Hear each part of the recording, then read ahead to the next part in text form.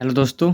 चलिए तो आज के क्लास में हम लोग जानेंगे कि रासायनिक समीकरण क्या होता है। इसके पहले क्लास में हम लोग रासायनिक अभिक्रिया के बारे में डिटेल में पढ़ लिया है। अब हम जानते हैं कि रासायनिक समीकरण क्या होता है। तो सिंपली कुछ नहीं करना है, इसमें एक ही टर्म आपको पकड़ना है कि रासायनिक समीकरण और रासायनिक अभिक्रिया में क्या अंतर है। तो इसमें है कि रासायनिक अभिक्रिया में भाग लेने वाले जो भी आपको पदार्थ होंगे उनके संकेतों एवं सूत्रों की सहायता से उस अभिक्रिया का संक्षिप्त निरूपण रासायनिक समीकरण कहलाता है। मतलब कि अगर कोई रासायनिक अभिक्रिया हो रही है, उसमें जो पदार्थ भाग ले रहे हैं उनको संकेत के रूप में या सूत्र के रूप में उनको मतलब उस जगह लिखना क्या कहलाता है? आपका रासायनिक समीकरण कहलाता है। क्या कहलाता है? आपका रासायनिक समीकरण कहलाता है।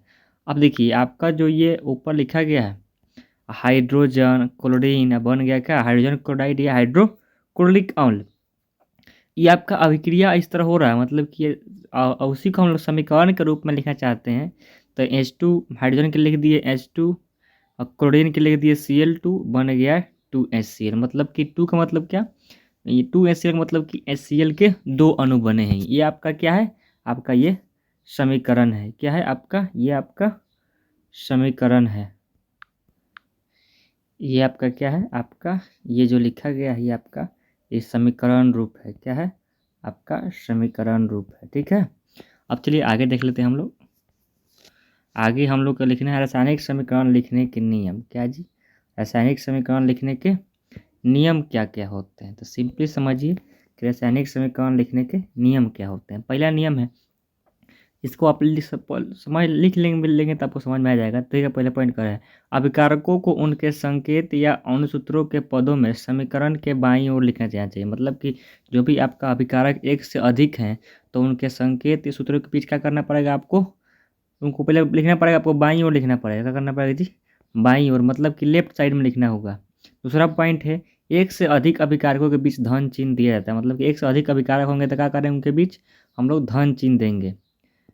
अगला पॉइंट आपका 3 नंबर पॉइंट जो कह रहा है, ये कह रहा है प्रतिफलों को उनके संकेतों एवं अनुसूत्रों के पदों में समीकरण के दाईं ओर, मतलब कि राइट साइड में लिखेंगे। चौथा नंबर पॉइंट कह रहा है कि एक से अधिक प्रतिफलों के बीच क्या? धन चिन्ह। मतलब एक से अधिक प्रतिफल बन रहे हो तो क्या उनके बीच भी आप क्या करेंगे? धन का चिन्ह देंगे। क्या करेंगे? आप धन का चिन्ह देंगे। ठीक है। क्या करेंगे? आप उनके बीच धन का चिन्ह देंगे। ठीक है, ये धन का चिन्ह देना पड़ेगा। 5 नंबर पॉइंट कर रहा है, अभिकारकों को और प्रतिफलों को एक तीर चिन्ह द्वारा अलग किया जाता है। मतलब कि जो तीर चिन्ह दिया गया है इसे, यानी कि आपको इस तरफ लिखा गया अभिकारक को, इधर क्या लिखा गया है? प्रतिफल को लिखा गया। इधर क्या लिखा गया? प्रतिफल को। जिधर नोक होगा उधर क्या होगा? प्रतिफल, और जिधर पूंछ होगा उधर क्या होगा? अभिकारक। ठीक है, आपको ये समझ में आ गया होगा। ये आपका उतना इम्पोर्टेंट नहीं है, केवल सिंपल समझना है कि एक से अधिक अभिकारक होंगे तो उनके बीच धन चिन्ह, और उसको अभिकारक को लिखते हैं क्या? बाईं ओर, मतलब कि लेफ्ट साइड में, और प्रतिफल को लिखते हैं किधर? दाईं साइड में, मतलब कि राइट साइड में। ठीक है। और एक से अधिक प्रतिफल होंगे तो धन चिन्ह। ये तस्वीर समझना है, इसमें इसमें कोई ज़्यादा दिमाग लगाने की जरूरत नहीं है। ये आपको नीचे दिखाया गया है कि तीर चिन्ह यह दिखाता है कि अभिक्रिया किस दिशा की तरफ हो रही है। जैसे A+B मतलब अभिकारक है, बन गया क्या? C+D। तो तीर चिन्ह बता रहा है कि A+B लिए हैं तो क्या बना है? C+D लिया बना हुआ है। अगर यही तीर चिन्ह को इधर पलट देंगे तो क्या, मतलब कि C+D को लिए हैं तो क्या? A+B बना हुआ है। ठीक है, इसका मेन काम तीर चिन्ह का यही है, बताना है कि अभिक्रिया किस तरफ हो रही है। अगला पॉइंट आपका है रासायनिक समीकरण में ही हम जान रहे हैं। रासायनिक समीकरण में ही हमने पढ़ा कि रासायनिक समीकरण क्या होता है। तो जो रासायनिक अभिक्रिया में भाग ले रहे हैं पदार्थ, उनको संकेत और क्या उनके सूत्र के रूप में व्यक्त करना ही क्या होता है? रासायनिक मतलब समीकरण होता है। ठीक है। अब हम लोग को पढ़ना है रासायनिक समीकरण मेनली 2 तरीके से पढ़ना है हम लोग को 10th में, लेकिन सिंपल जिसका अधिक जरूरत है वो क्या है? संतुलित रासायनिक समीकरण। अगर असंतुलित रासायनिक समीकरण होगा तो उसको क्या करें हम लोग? संतुलित करबे करेंगे। ठीक है, चलिए जान लेते हैं अब कि पहला कि संतुलित रासायनिक समीकरण क्या होता है। क्या कि संतुलित रासायनिक समीकरण क्या होता है? देखिए इसमें तो जान लेते हैं क्या होता है। देखिए पहला पॉइंट है, इसमें क्या होता है? संतुलित रासायनिक समीकरण क्या होता है? तो वह समीकरण जिसमें समीकरण के दोनों ओर प्रत्येक तत्व के परमाणुओं की संख्या समान होती है। मतलब कि वैसा समीकरण जिसमें दोनों तरफ मतलब कि दाईं ओर भी और क्या बाईं ओर भी या बाईं ओर भी और दाईं ओर भी अगर दोनों तरफ परमाणुओं की संख्या परमाणु संख्या नहीं परमाणुओं की संख्या परमाणु संख्या और परमाणुओं की संख्या में बहुत अंतर है। यानी कि वह समीकरण जिसमें समीकरण के दोनों ओर प्रत्येक तत्वों के परमाणुओं की संख्या समान है तो क्या होगा कौन समीकरण होगा संतुलित समीकरण। देखिए एक एग्जांपल है यहाँ H2 है यहाँ Cl2 है तो H दो गो है Cl भी दो गो है तो यहाँ आपका 2HCl बन रहा है। यहाँ भी दो गो H है और दो गो क्या है Cl है। उसी को यहाँ आपको दिखाया गया लिख के टेबल टाइप में कि तत्व बाईं और दाईं ओर उनकी संख्या लिखा गया है। ठीक है यह समीकरण क्या है संतुलित है। क्यों संतुलित है क्योंकि दोनों तरफ परमाणुओं की संख्या क्या है समान है। यहाँ पे जो आपका H2 है ये आपका अणु के रूप में है Cl2 क्या है आपका अणु के रूप में है। यानी कि H2 का मतलब क्या एक H और एक H ये दोनों जुड़े हुए हैं। Cl2 का मतलब क्या Cl और क्या Cl आपस में बॉन्ड बना के जुड़े हुए हैं। इनका बॉन्ड टूटेगा तब आपका बनेगा क्या इससे टूटेगा इस तरफ बॉन्ड और तब का बनेगा HCl बनेगा। ठीक है चलिए आगे देख लेते हैं अगला पॉइंट आपका है असंतुलित रासायनिक समीकरण। क्या अब देखिए संतुलित समीकरण से बहुत क्वेश्चन पूछा गया है। आप ये एक वीडियो आज देख रहे हैं एक और वीडियो देखेंगे उसके बाद हम लोग केवल क्वेश्चन प्रैक्टिस करेंगे 5 मतलब कि 2 दिन क्वेश्चन प्रैक्टिस होगा उसके बाद फिर हम आगे टॉपिक पर मतलब जो इसके प्रकार हैं रासायनिक समीकरण के उसके बारे में जानेंगे। और देखिए अब अगला पॉइंट है असंतुलित रासायनिक समीकरण। क्या जी असंतुलित रासायनिक समीकरण। देखिए जान लेते हैं क्या होता है। वह समीकरण जिसमें समीकरण के दोनों ओर तत्वों के परमाणुओं की संख्याएं समान नहीं होती। मतलब कि समीकरण में बाईं और दाईं ओर क्या होगा जो तत्व होंगे उनकी संख्या क्या होगी समान नहीं होगी। अगर संख्या समान नहीं है तो वह कौन समीकरण होगा असंतुलित समीकरण। देखिए एग्जाम्पल से यहाँ H2 हो गया यहाँ O2 हो गया बन गया H2 यानी कि यहाँ दो गो H था तो यहाँ भी दो गो H है लेकिन O दो गो था तो एक गो है इसलिए समीकरण क्या है आपका संतुलित नहीं है। देखिए इसी को टेबल फॉर्म में बनाया गया है आपको टेबल फॉर्म में जैसे तत्व तो लिख दिया गया हाइड्रोजन यहाँ पे ये हो गया ऑक्सीजन यहाँ बाईं ओर दो गो है लेकिन दाईं ओर दो गो हाइड्रोजन है लेकिन एक ऑक्सीजन है। इस कारण से आपका ये समीकरण जो है यह समीकरण संतुलित नहीं है। समीकरण क्या है संतुलित नहीं है। समीकरण क्या है समीकरण संतुलित नहीं है। ठीक है तो आगे देख लेते हैं अगला पॉइंट रासायनिक समीकरण को संतुलित करते कैसे हैं। मतलब कि अगर आपको संतुलित रासायनिक समीकरण नहीं दिया होगा अगर समीकरण असंतुलित होगा तो समीकरण को संतुलित करेंगे कैसे। तो उसमें पहला आपका पॉइंट है कि संतुलित करते क्यों हैं मतलब कि समीकरणों को संतुलित करते क्यों हैं। तो रासायनिक समीकरणों का संतुलन द्रव्यमान की अनश्वरता नियम या द्रव्यमान संरक्षण के नियम के आधार पर किया जाता है। मतलब कि ये आपका एक नियम है जिसमें आपको बताया जाता है कि द्रव्यमान का ना तो हानि होता है और ना ही द्रव्यमान का निर्माण होता है। इस कारण से समीकरण को हमको क्या करना पड़ता है संतुलित करना पड़ता है। मतलब कि अगर आपको असंतुलित रासायनिक समीकरण दिया गया होगा तो आप उसको क्या करेंगे संतुलित कर लेंगे। अब देखिए जो नियम क्या कहता है नियम आपका है कि द्रव्यमान की अनश्वरता या द्रव्यमान का संरक्षण नियम। इस नियम के अनुसार समान रासायनिक अभिक्रिया में सामान्य लिखा गया है ना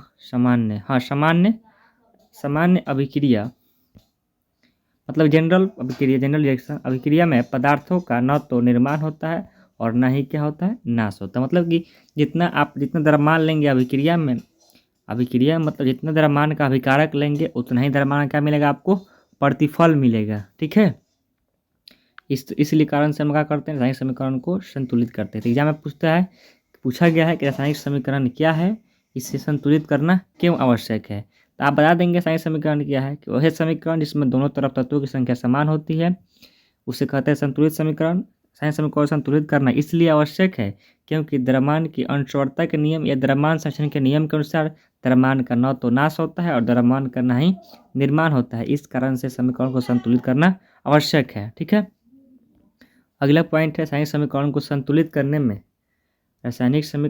संतुलित करने में निम्नलिखित 2 बातों को ध्यान रखना आवश्यक है। उसमें पहला बात क्या है पहला बात है आपकी कि जो आपको जो समीकरण दिया हो गया होगा उसमें जो आपको अभिकारक होंगे उनके सूत्र संकेत आपको आना चाहिए, लिखने आना चाहिए। दूसरा पॉइंट है आपका कि बाईं ओर में जो और जो अभिकारक होंगे उसमें बाईं ओर जो लिखा हुआ अंक होगा, मतलब कि मान लो H2 लिखा गया है, उसके बगल में जो अंक लिखा गया है, मतलब अधोलिखित अंक, जो अंक लिखे गए हुए वो आपको समीकरण को संतुलित करते समय वो बदल सकते हैं। क्या कर सकते हैं जी? बदल सकते हैं। अब देखिए, अब समीकरण को संतुलित कैसे करते हैं, तो एक आपका सरल विधि है, उस विधि का नाम है अनुमान द्वारा संतुलन विधि या हीट, उसी को कहते हैं इंग्लिश में हीट एंड ट्रायल मेथड। ये मेथड क्या है? रासायनिक समीकरणों को संतुलित करने की एक सरल विधि है जिसे अनुमान द्वारा संतुलन किया जाता है। इसी को क्या कहते हैं हम लोग? हीट एंड ट्रायल मेथड कहते हैं।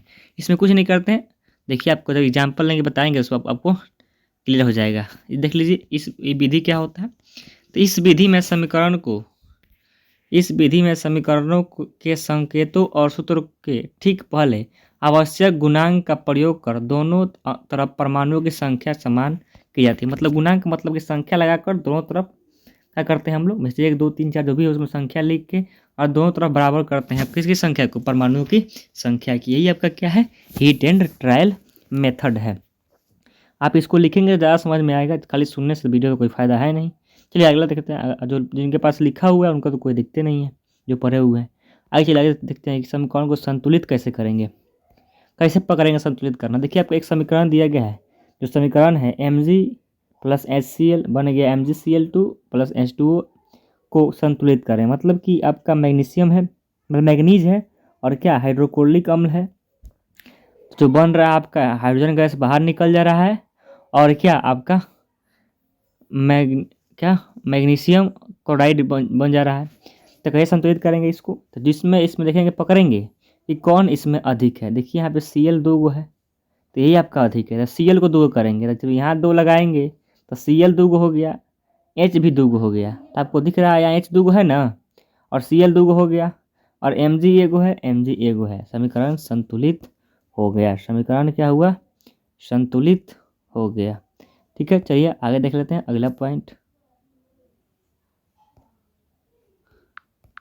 देख लेते हैं। अब दूसरा जो क्वेश्चन है कि एल्युमिनियम क्लोराइड और कैल्शियम हाइड्रोक्साइड की जब विक्रिया हो रही है, इसको हम देख लेते हैं। आपका ये दूसरा नंबर जब विक्रिया है AlCl3 प्लस CaOH2, फिर AlOH2 और CaCl2 को समीकरण को संतुलित करना है।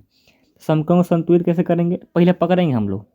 कैसे पकड़ेंगे? देखिए यहाँ OH का वो है, यहाँ OH 2 है, ठीक है। यहाँ पे OH का वो है 2 है, यहाँ भी OH 2 है, ठीक है, चलेगा। लेकिन यहाँ पे Cl का वो है, Cl 2 है, इधर का वो है 3 है। इसको इससे नहीं पकड़ा रहा है। क्या करेंगे? पहले आप लोग एल्युमिनियम देखेंगे, एल्युमिनियम यहाँ भी एगो, यहाँ भी एगो है। क्या करेंगे? जब आप यहाँ Ca के पास 2 लगाएंगे, जब Ca के पास क्या करेंगे? 2 लगाएंगे तो क्या होगा? OH2 हो जाएगा। यहाँ पे 2 लगा दिए, ठीक है, तो Ca 2 हो गया, OH 4 हो गया। जब तक यहाँ भी 2 लगाना पड़ेगा, क्योंकि Al 2 हो गया, OH क्या हो गया? 2 हो गया। उसके बाद यहाँ Ca 2 हो गया, तो Ca 2 हो गया, तो यहाँ 3 कैसे हुआ? Ca 3 हो गया, तो यहाँ पे 2 लगाना पड़ेगा तब ना। तो 2 करेंगे हम लोग। देखिए इसमें क्या करना पड़ेगा आपको? यहाँ पे 3 करना पड़ेगा। क्या करना पड़ेगा जी? यहाँ पे 3 करना पड़ेगा, तब Ca 3 हो गया, यहाँ भी 3 हो गया। OH कितना हो गया आपका? OH हो गया 6। कितना हुआ OH 6 हुआ, 3 में 6, तो लेकिन आपको यहाँ 6 नहीं दिख रहा है, तो यहाँ भी आपको 3 करना पड़ेगा। जब यहाँ भी 3 करेंगे तो आपका 6 गो तो OH हो गया, ठीक है, 6 गो तो OH हो गया। लेकिन Al का वो हुआ आपका, Al इधर 3 गो है, तो आपको इधर भी 3 करना पड़ेगा, फिर उस तरह भी नहीं हो रहा है। यानी कि कुछ, अब देखिए जो समीकरण है आपका गलती, जो समीकरण नंबर 2 है उस समीकरण में ये गलती हुआ है कि समीकरण में आपको यहाँ पे 3 दिया गया है। कहाँ पे? यहाँ पे 3 होगा। क्या होगा जी? यहाँ पे 3 होगा समीकरण में। यहाँ समीकरण में क्या होगा? 3 होगा। अब बैठाएंगे इसको। क्या करेंगे? अब बैठा रहे हैं तो क्या हो रहा है देखिए, तो आपको अब बैठाएंगे तो यहाँ आपको 3 करना पड़ेगा। जब यहाँ पे आप 3 कर देंगे, ठीक है, तो 3 का Ca हो गया, ठीक है। और OH कितना हुआ, 6 गो हुआ। तो जब यहाँ 2Al और 6 गो OH भी हो गया, ठीक है, अब सही हो जा रहा है। और Cl, तो यहाँ भी 3, ठीक है, और यहाँ पे क्या 2, यहाँ पे 6 गो हुआ Cl, तो आपको यहाँ भी Cl 6 गो है, यहाँ 3, यहाँ पे 2, तो Cl 6 गो हो गया। मतलब आप समीकरण संतुलित हो गया, मतलब कि समीकरण गलती ही लिखा गया। जो यहाँ पे आपको 2 लिखा गया था, जो आपको समीकरण में यहाँ 2 लिखा गया है, इसको आप सुधार लेंगे, यहाँ 3 कर लेंगे, यहाँ 3 कर लेंगे, ठीक है। और क्या करेंगे इसके बाद आपको, अब आपका समीकरण संतुलित हो गया। जब यहाँ 3 करेंगे तो यहाँ 3 कर लेंगे, आपका समीकरण संतुलित हो जाएगा। चलिए आगे देखते हैं। जो 4 नंबर पॉइंट है, वो 4 नंबर पॉइंट क्या कह रहा है। जो आपका 3 नंबर समीकरण है, जो 3 नंबर समीकरण दिया गया है, 3 नंबर क्वेश्चन या समीकरण कहिए, उसको कैसे संतुलित करेंगे। देखिए इसमें Fe हो गया, H2O हो गया, ठीक है, Fe हो गया और क्या H2O हो गया, बन गया F3O4 और क्या H2 को संतुलित करना है। अब देखिए जो अभिक्रिया हो रही है उसमें जो सबसे अधिक है उसको लेके चलते हैं। मतलब यहाँ OH कौ गो है, तो 4 गो है, तो 4 गो है, तो ठीक है, यहाँ पे 4 लगा दिए। जब 4 लगाए तो H कितना हो गया, 4 दूना 8 गो हो गया, तो यहाँ 4 लगा दिए। फिर देखिए Fe कौ गो है, इधर 3 गो है, तो इधर 3 कर देंगे। समीकरण क्या हो गया आपका, समीकरण आपका संतुलित हो गया। समीकरण क्या हुआ आपका, संतुलित हो गया। इसके पहले वाला क्वेश्चन में यही एक मिस्टेक हुआ है, आप इसको फिर से देख लीजिए कि यहाँ पे आपको 3 करना पड़ेगा और यहाँ भी 3 करना पड़ेगा, समीकरण संतुलित हो जाएगा, ठीक है। चलिए आगे आप देखते हैं क्वेश्चन नंबर 4 जो है। क्वेश्चन नंबर 4 क्या कह रहा है, आपको कह रहा है कि क्वेश्चन नंबर 4 कह रहा है कि KCl3 क्या KClO3 और तो बन गया क्या टूट के KCl और क्या O2 गैस बन गया है, ऑक्सीजन बन गया। इस समीकरण में क्या करना है, हमको संतुलित करना है, ठीक है। अब देखिए इधर O कितना है, 3 गो, इधर कितना है, 2 गो है। अब देखिए संतुलित कैसे करेंगे, तो जब यहाँ पे हम लोग 2 लगाएंगे तो आपका 2 KCl हो जाएगा और क्या होगा 3 या 6 O2, यहाँ भी 3 या 6 O2, मतलब समीकरण आपका संतुलित हो गया। अभी आपका समीकरण बहुत आसान था, इसमें कोई कॉम्प्लिकेटेड दिमाग लगाने की आवश्यकता नहीं थी। यानी कि जब यहाँ 3 गो है, देखिए जब ऐसे जब गुणज होते हैं जिसका मतलब कि जो कटने वाले नहीं होते हैं 3, 2, 5, 7, तो उनका हम लोग LCM निकाल के उस तरह से उनके अनुसार यूज कर सकते हैं, इधर का उधर पलट सकते हैं, ठीक है, इस तरह भी किया जा सकता है। आगे क्वेश्चन नंबर 5 जो है, वो क्वेश्चन नंबर 5 क्या कह रहा है, देखिए क्वेश्चन नंबर 5 भी आसान है। क्वेश्चन नंबर 5 में कुछ नहीं करना है, एल्युमिनियम H2SO4 सल्फ्यूरिक अम्ल Al2SO4 वोल्टवाइज 3 बन गया और H बन गया। देखिए इसमें कौन सबसे अधिक है, सबसे अधिक है SO4, 3 गो है, यहाँ 1 गो है, तो यहाँ 3 कर दिए, तो H कितना हो गया 6 गो, तो यहाँ 3 लगा दिए। और देखिए Al2 मतलब Al कौ गो है, 2 गो है, यहाँ 2 लगा, समीकरण संतुलित हो गया। ऐसे समीकरण तो धराधर बनता है इसमें। तो इस सिंपली पकड़ने का, आप संतुलन करने का मेन तरीका आपको बताते हैं कि जो अधिक बार जो परमाणु जो होगा, जिसकी संख्या अधिक होगी उसी को लेकर चलना है। मतलब कि जिसकी संख्या, जिस अभिक्रिया में अगर परमाणुओं की संख्या जिसकी अधिक होगी उसको ही लेकर चलना है, तब आपको क्या होगा, आपको फायदा होगा। क्या होगा, तब आपको फायदा होगा। चलिए तब हम लोग आगे देखते हैं। आपका ये समीकरण समझ में आ गया होगा, इस समीकरण को संतुलित हम लोग कैसे कर रहे हैं। जिसकी संख्या अधिक होगी उसी को लेके चलना है, तब आपको ये समीकरण संतुलित करना एकदम आसान लगने लगेगा और आप घर पे जाके बार बार इसका प्रैक्टिस करेंगे। हम आपको होमवर्क में क्वेश्चन तो इसका देवे ही करेंगे, ठीक है। चलिए आगे। अब चलिए आपका अगला जो पॉइंट है वो पॉइंट है रासायनिक समीकरण से प्राप्त होने वाली सूचनाएं। मतलब कि रासायनिक समीकरण से कौन कौन सी सूचनाएं प्राप्त होती है। तो जो निम्न सूचनाएं हैं, सूचनाएं में क्या है आपका, 1 नंबर है अभिकारकों और प्रतिफलों के संकेत एवं सूत्र की जानकारी मिलती है। मतलब कि जो अभिकारक यूज होंगे या प्रतिफल जो बन रहे होंगे उसके सूत्र आपको, मतलब आपको उस सूत्र देखने को मिलेगा। दूसरा पॉइंट है आपका कि कौन कौन से पदार्थ भाग ले रहे हैं और कौन कौन से पदार्थ भाग ले रहे हैं और कौन कौन से पदार्थ का निर्माण हो रहा है, आपका ये भी पता लग जाएगा समीकरण लिखने से। दूसरा है यह अभिक्रिया में भाग लेने वाले अभिकारकों के परमाणुओं एवं अणुओं की सापेक्षिक संख्याओं की जानकारी देता है, कौन, समीकरण। उसका अगला पॉइंट है आपका कि प्रतिफल के परमाणुओं एवं अणुओं के क्या करता है, ये प्रतिफल के परमाणु एवं अणुओं की अपेक्षित संख्याओं की जानकारी देता है कि कौन कितना है, उसकी जानकारी होती है। अगला पॉइंट है यह अभिकारकों और प्रतिफलों के मोलों की अनुपात की जानकारी भी देता है। मतलब कौन कितने अभिकारक कितने मोल हैं और प्रतिफल कितने मोल बन रहे भी मिलता है, जानकारी मिलता है। और उसका बाद 6 नंबर पॉइंट है, यह अभिकारकों और प्रतिफलों के द्रव्यमानों का अनुपात बताता है कि प्रतिफल और अभिकारक के वो जो अनुपात है द्रव्यमान का वो कितना है। उसके बाद का पॉइंट है आपका पॉइंट नंबर 7 नंबर पॉइंट कह रहा है कि यह गैसीय अभिकारकों और प्रतिफलों के आपेक्षिक आयतन की जानकारी देता है, किसका क्या आयतन है। उस पर आपको एक एग्जाम्पल है, जो एग्जाम्पल आपका है कि N2 क्या N2 और H2 बन गया क्या है NH3 क्या मतलब इसको क्या कहते हैं हम लोग, इसको कहते हैं हम लोग अमोनिया। देखिए इसको समीकरण का संतुलित किया गया है, कौ गो N है 2 गो, तो यहाँ भी 2 गो N, H कौ गो है 6 गो, तो यहाँ भी 3 है 6 गो है। देखिए 2 2 को परमाणु, इसका 2 गो परमाणु, इसका 2 गो परमाणु, ये प्लस देना है उसका आवश्यक नहीं है, मतलब कि आप इसको इस प्लस को दीजिए या नहीं दीजिए उससे कोई फर्क नहीं पड़ता है। इस प्लस को देने से कोई फर्क, मतलब प्लस नहीं देना चाहिए, मतलब कोमा देके लीजिए कोई दिक्कत नहीं है। अब देखिए N2 के 2 परमाणु हैं और क्या H2 कितने 6 परमाणु हैं। अमोनिया कितने बन रहे हैं 2 बन रहे हैं, कितने बन रहे हैं 2 बन रहे हैं। ये 1 मोल है, ये 3 मोल है, बन कितना रहा है 2 मोल। ये 28 ग्राम का है, कितना 6 ग्राम है, बन कितना 34 ग्राम बन रहा है। इसका आयतन 1 है, इसका आयतन 3 है, इससे कितना है 2 है। ठीक है, उस तरह भी इसका STP पर क्या होता है सेंटर टेम्परेचर प्रेशर, इसका 22.4 है, इसका 3 गुना 22.4 है, बन कितना रहा है 2 गुना 22.4 लीटर। ठीक है, अब देखिए आगे जानेंगे अगले क्लास में हम लोग कि रासायनिक समीकरण के उपयोग से क्या लाभ है, मतलब कि रासायनिक समीकरण अगर हम लोग उपयोग कर रहे हैं उससे हमको क्या लाभ होता है, इसके बारे में हम लोग अगले क्लास में पढ़ेंगे। ठीक है, चलिए जय हिंद। वीडियो को ज़्यादा से ज़्यादा शेयर करिए अपने दोस्तों के पास।